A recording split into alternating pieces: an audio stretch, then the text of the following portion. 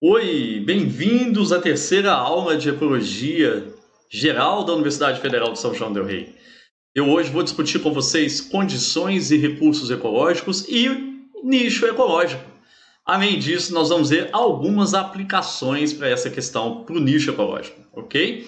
Eu começo discutindo com vocês sobre o seguinte: observem esse organismo. Não é um organismo que a gente vê em qualquer local. Você não vê nem na sua rua, mas também não vê nas florestas brasileiras, na savana brasileira. Você o vê devido a causas evolutivas e também devido a condições do ambiente na África ou na Eurásia também, né? Mas um outro tipo de leão, o leão marinho, tá? Você o vê em ambiente totalmente diferente. É claro que nos zoológicos esses organismos existem, mas eles têm demandas por características, por elementos do ambiente totalmente diferentes.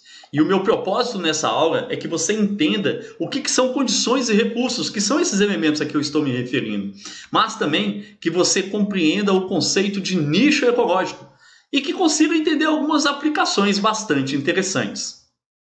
Primeira coisa que eu gostaria de dizer para vocês: existe uma série de elementos e também uma série de processos que afetam a existência dos organismos nos diferentes meios. E o primeiro que me vem à mente é a água. Então, a água é uma substância que existe em grande quantidade dentro dos nossos corpos e de praticamente todos os organismos existe em uma grande quantidade. Ela é uma substância muito importante para a gente. Além de definir onde a gente existe ou não existe, os organismos existem ou não existem, ou a abundância deles, a água ela tem propriedades muito importantes para os organismos. Ela tem uma capacidade de retardar uma alteração de temperatura dentro dos corpos devido ao seu calor específico muito elevado. Ela também tem capacidade de condução de calor. Além disso, ela tem uma característica física de alteração do seu estado físico a 4 graus, o que é muito importante para organismos que vivem em lagos, por exemplo, que são congelados. E a água é solvente universal, super importante, em que ocorre a maior parte das reações e que permitem a execução das funções vitais dos seres vivos. Próximo elemento que eu gostaria de trazer, mas eu trago dois em um, né? Luz e calor. Luz é super importante. Ela afeta a forma como os organismos têm uma resposta ao seu tempo evolutivo. Tá? Então, quando você vê organismos em regiões abissais, eles não têm presença de luz. Em regiões cavernícolas, também não existe luz. Então, esses organismos têm características morfológicas diferentes, como uma adaptação àquele tipo de meio. Mas a presença da luz também implica em existência de energia térmica em quantidade diferente. Então a região é quente, a região é fria, a luz influencia isso. Tá? E assim como influencia isso, influencia o estado físico dos materiais que tem dentro desses elementos, a velocidade das reações químicas devido à temperatura. Então, temperaturas maiores, as moléculas são mais agitadas e elas são mais propensas a executarem suas funções. Isso acontece tudo bem mais rápido. E a luz, quer dizer, o calor, chega a propagar, chega a afetar até mesmo a propagação dos sons. Tamanha a sua importância dentro dos ambientes. Mas isso ocorre devido às suas características físicas, as características físicas do som. Carbono e oxigênio são dois outros elementos que são importantes de serem citados. Mais do que a sua simples presença no ambiente, a existência de carbono e oxigênio nos remete a dois grupos de organismos muito importantes. Organismos que são fotossintetizantes ou quimiosintetizantes e organismos que são heterotróficos. Não são autotróficos como os dois primeiros que eu citei. Então, organismos autotróficos, foto ou quimiosintetizantes, eles têm condições de produzirem moléculas orgânicas que podem ser quebradas e se tornarem energia para os organismos. Entretanto, os organismos heterotróficos não fazem isso. Eles precisam ser alimentados autotróficos ou de um heterotrófico que se alimentou de um autotrófico, correto? Então, pensando em carbono e oxigênio, eu também me lembro de outra variável importante, que é o efeito estufa. Então, o efeito estufa, muita gente pode ter uma certa antipatia ao efeito estufa, pensando, poxa, mas é uma coisa ruim. Não, é uma coisa vital para a vida na Terra. Tá? Entretanto, a sua intensificação é uma coisa ruim. Então, nós vivemos um momento de aumento de queima de combustíveis fósseis, de emissão de vários gases diferentes para a atmosfera em uma quantidade maior do que nos tempos históricos. E isso pode estar intensificando o efeito estufa. Mas será que isso é total verdade? Confesso para vocês que eu não tenho certeza. Existe uma teoria dizendo que a frequência de nuvens na atmosfera é diretamente relacionada às temperaturas. Mas essa frequência de nuvens depende da quantidade de raios cósmicos que vem no espaço e que inicia essa reação de formação de nuvens. E isso é bloqueado por tempestades solares. Então, em suma, tem gente dizendo que o efeito estufa é devido a tempestades solares, intensificação dessas tempestades solares. Qual é a causa real? Confesso que eu não sei, mas ele existe. As temperaturas estão aumentando. Os elementos dos quais os organismos dependem para existir nos seus ambientes estão sendo afetados. E isso afeta os organismos. Pensando em luz, temperatura, energia solar, mas também propriedade da superfície da Terra e da atmosfera, a gente tem formações no planeta em funções de um sistema climático. A gente tem climas característicos em regiões diferentes. E esses climas característicos afetam os organismos de forma bastante característica. E a gente tem formações de biomas, de verdadeiras formações florestais diferenciadas em diferentes posições do planeta. E se eu tenho essas formações diferentes, eu tenho organismos diferentes que vivem dentro dessas formações. Mas percebam, a gente é atingido por uma doença que é uma cegueira botânica. Comumente as pessoas não veem plantas como sendo organismos, mas elas são organismos, ok? Então tomar bastante cuidado com isso. A gente falando do bioma, a gente está falando de organismos que suportam a vida de muitos outros. Para exemplificar isso que eu estou falando, observem esse esquema, esse triângulo. Na sua base eu tenho precipitação, para a direita diminuindo, para a esquerda aumentando.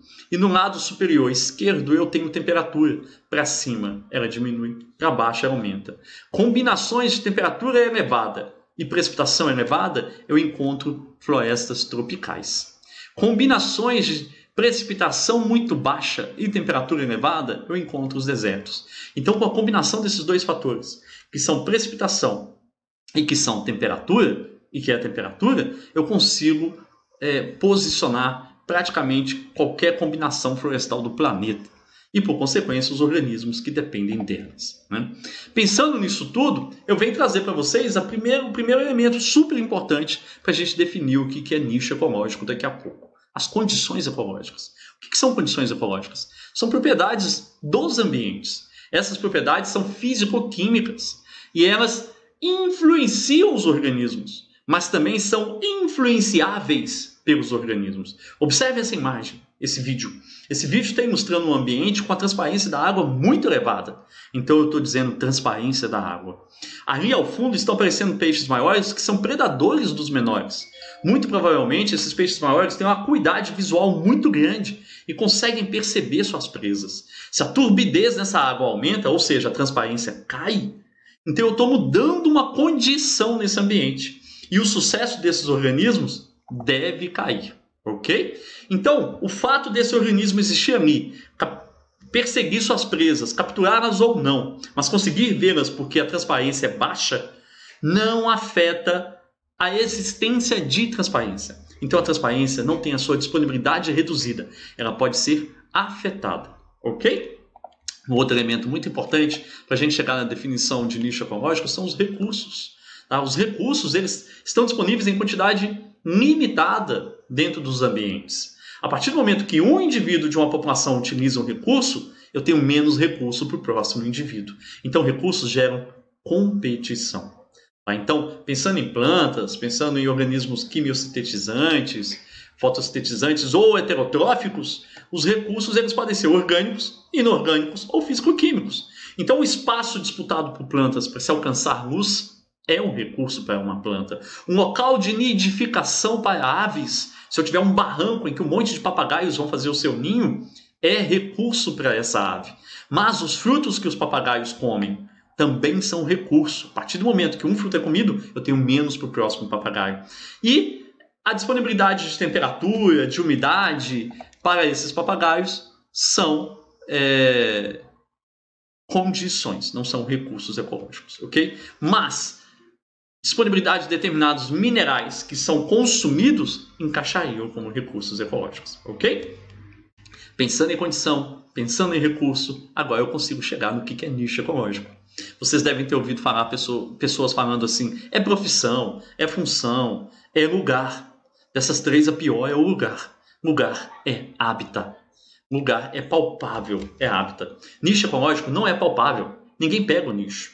A gente consegue traçar um conceito teórico abstrato de intervalos de condições e de recursos em que ocorre uma espécie. Então eu posso, dentro de um volume no espaço, definir qual que é o intervalo de condições e recursos e falar o nicho ecológico desse organismo é esse intervalo dessas condições e desses recursos.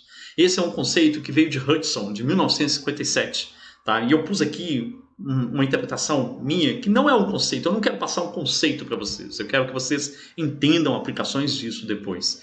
Nicho como um mapa abstrato de uma população no ambiente, com eixos de um gráfico ilustrando fatores bióticos e abióticos, que por sua vez influenciam a taxa de mortalidade e a taxa de nascimento dos organismos. Então imagine o seguinte, se em um determinado hábitat eu não tenho as condições e os recursos que essa aranha aí precisa para sobreviver, então o que deve acontecer com ela e com sua população? Extinção. Porque ela não encontra o seu nicho ecológico ali. Se a temperatura nesse hábitat é muito maior do que o máximo em que ela pode vivenciar, ela vai morrer. Ela não tem condições de manter uma população ali dentro. Tá? Tentando entender isso melhor, observe esse gráfico. Eu poderia dizer assim, pensando em somente uma variável, temperatura, o nicho ecológico desse anfíbio é a variação entre 15 e 35 graus. Então eu tenho um nicho ecológico unidimensional. Mas ela não depende só de temperatura. E eu poderia pensar na segunda variável, que seria aqui, por exemplo, umidade. Então, pensando em duas variáveis, o nicho ecológico desse anfíbio é a variação de umidade entre 25 e 80 e entre 15 e 35. Percebam que eu tenho muito mais variação de umidade e de temperatura do que essas que eu enunciei. Mas esse organismo não é capaz de sobreviver, crescer e reproduzir nessas variações diferenciadas. Então aquele quadradinho aí no gráfico está ilustrando uma interpretação do que é o nicho ecológico dessa espécie. Dentro da variação de temperatura e de umidade que estão aí, ela consegue sobreviver, consegue crescer, reproduzir, gerar descendentes e manter uma população mínima viável. Eu poderia pensar assim, esse anfíbio não depende de somente duas variáveis, depende de 3 pelo menos. E aí eu teria a mesma coisa, um nicho determinado pelos intervalos de temperatura, de umidade e de precipitação. Mas agora eu não tenho mais um nicho unidimensional, que é uma reta, nem bidimensional, que é uma área. Eu tenho um nicho agora com 3 dimensões, ele é um volume. Tá? Só que é o seguinte, pergunto para vocês. Os organismos dependem de somente 3 variáveis para definir se eles sobrevivem ou não, se reproduzem ou não, se mantêm ou não populações nos seus hábitats? Não. De 5? Não sei. De 15? Também não sei de quantas variáveis que cada organismo vai depender. O fato é que ele vai depender, qualquer organismo vai depender de N variáveis diferentes. Tá? Então, Hudson virou e falou assim, nicho ecológico é um hipervolume n-dimensional, onde cada dimensão é uma variável da qual depende a população daquela espécie, para sobreviver, para crescer e para reproduzir. Por que hipervolume? Porque com 4 ou mais variáveis eu consigo desenhar um volume, mas ele é um hipervolume. De quantas dimensões? N dimensões, que é o número de variáveis que porventura você consiga enumerar. Vamos dar um exemplo. Esse aqui é um exemplo de um artigo científico que foi publicado trabalhando com o transmissor do mal de Chagas. Eu tenho aqui 6 barbeiros diferentes e cada um desses barbeiros está com sua foto e com o mapa do Brasil representando em amarelo as localizações onde eles foram amostrados. Perceba o seguinte, um pesquisador que amostrou, ou vários pesquisadores que amostraram, esses pontinhos amarelos e encontraram o bichinho que está ao lado do mapa nesses pontos amarelos, ele tem uma informação muito importante. Ele consegue saber qual é a temperatura, qual é a umidade, que tipo de cobertura vegetal, que tipo de solo, que tipo de clima existia naquele local de coleta, ou seja, no local em que o organismo existia. Se ele não foi coletar em outros lugares do Brasil e eu tenho essas informações para cada pontinho amarelo desse, eu posso pegar o mapa de clima do Brasil, o mapa de precipitação, de temperatura, usar esses mapas e virar e falar assim, olha, esse primeiro barbeiro aqui, ele ocorre em temperaturas maiores do que 25 e menores do que 40. Então eu vou lá no mapa do Brasil e aponto onde é menor do que 40 e maior do que 25. E esse mapa me dá toda a região, em termos de temperatura, em que esse organismo poderia ocorrer. Mas eu preciso da precipitação, da cobertura vegetal, de dados de solo. E eu posso fazer isso para todos eles. E eu posso descobrir onde cada um desses transmissores do mal de Chagas podem ocorrer no país em função da amostragem de alguns. Olha que legal. Se um deles me vira problema, eu consigo prever onde que ele pode existir. Então olha o sexto mapa, onde existe o menor espaço colorido no Brasil. Esse é o organismo de localização mais restrita. Mas onde ele foi mostrado? Só onde tem as bolinhas em amarelo. O resto é projeção de um mapa baseado nas características do nicho ecológico. Entretanto, o organismo do quarto mapa, onde tem a maior espaço colorido do Brasil, é um organismo que pode ocorrer no Brasil, na maior parte do Brasil. É o mais disperso entre os 6 transmissores. Então, se alguém lá no Pantanal vira e fala que está tendo problema com um barbeiro desses, é improvável. As chances são muito baixas de que sejam o 2, o 3 e o 6. Então isso nos permite esse tipo de interpretação e muito mais, como por exemplo nesse segundo exemplo. Isso aqui já é um mapa global ilustrando o que acontece com a produção de comida no mundo a partir do momento em que eu tenho uma alteração de 3 graus na temperatura do planeta. Se eu tiver uma elevação de 3 graus na temperatura do planeta, um monte de regiões vão se tornar aptas para algumas culturas que não cresciam antes. E um monte de regiões que eram aptas vão deixar de ser aptas para essas culturas, porque vão atingir temperaturas que essas plantas não suportam mais. Ok? A gente consegue fazer muitas outras aplicações e a gente vai discutir na aula presencial. Joia? Bom, agora que eu discuti com vocês sobre nicho ecológico, que a gente chegou numa estruturação, numa lógica do que trata isso, eu chamo vocês para a ação. Eu peço que vocês assistam um vídeo que se chama Modelos de Distribuição de Espécies e a Conservação da Biodiversidade. Esse vídeo não é meu, esse vídeo é do Instituto Prístino e é um excelente vídeo para entender modelos de distribuição espacial de espécies baseados no nicho ecológico. E é uma aplicação formidável. É um pouco parecido com o que foi feito nos 2 exemplos aqui agora, mas vocês vão conseguir ver isso com mais detalhe. Então, bora lá fazer isso e eu encontro vocês na 4ª aula. Até lá, um abraço.